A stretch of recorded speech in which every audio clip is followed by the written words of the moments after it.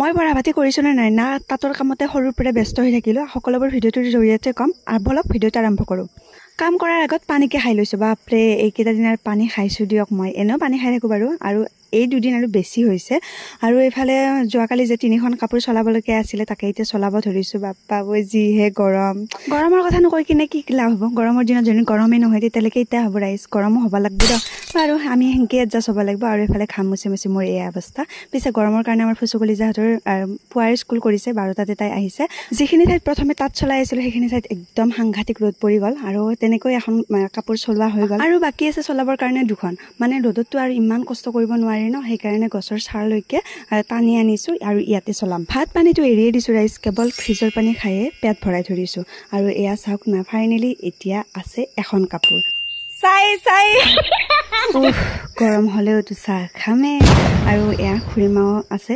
খুৰীমাকো চাহ কাপ দিব আহিছো আৰু লগতে ময়ো খাব আহিছো আৰু ফাইনেলি মোৰ গোটেইখিনি কমপ্লিট হৈ গ'ল ৰাইজ আৰু সঁচাকৈ মনটো বহুত ভাল লাগিছে লগতে খুৰীমাই বহুত হেল্প কৰি দিছে মানে সমানে প্ৰায় আধা লগা বুলি ক'লেও ভুল নহয় চলোৱাৰ ক্ষেত্ৰত আৰু এয়া এতিয়া মোৰ কাম আছে বসা পিছে চাওক না বাহঁতীয়া নহ'লে যে কেতিয়াবা ইমানে প্ৰব্লেম মানে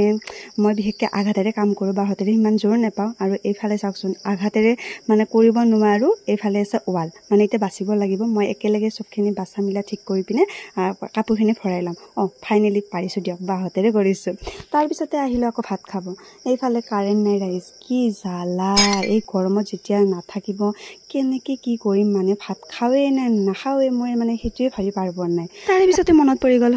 পেটততো নিগনি দৌৰিয়ে আছে ৰাতিপুৱাৰ পৰা এতিয়া ভাত খোৱাই নাই বোলে অলপমান হ'লেও খাব লাগিব তাকে এতিয়া গৰমত বেছি হ'লে ভাতখিনি খাই ল'লোঁ আৰু এতিয়া অকণমান আকৌ বাহিৰত বহিছোঁ গৰমৰ উৎপাতত থাকিব নোৱাৰি দেউতাও ধুনীয়াকৈ 4টা নাৰিকল পাৰি আনিলে ডাব নাৰিকল আৰু এতিয়া খাম নাৰিকলৰ পানী কিন্তু মুখত দিয়াৰ লগে লগে যেন ৰাইজ কিয় খালোঁ বুলি এনেকুৱাই ভাৱ আহিছে মানে পানীয়ে গৰম হৈ গৈছে নাৰিকলৰ পানী তো আৰু কি ক'ম ৰাইজ এইখিনি মেইন বস্তু শালখন চলাই থৈ দিছিলোঁ কেতিয়াবা বাকী জিৰণিয়ে লৈ আহিছিলোঁ আৰু এয়া 5টা বজাত বোলে শালখন আৰু সামৰি থৈ দিওঁ কামৰ মাজতে মোবাইলটো একবাৰে চাওঁ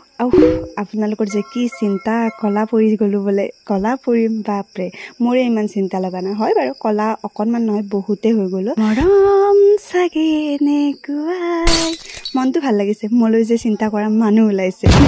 যি নহওক বাৰু এয়া চলোৱা হৈ গ'ল আৰু এতিয়া মোৰ ৰাখন ওলাব আছে আৰু এইফালে চাওকচোন ফুচুকলি যে মোক অকণমান বিচি দিছে আৰু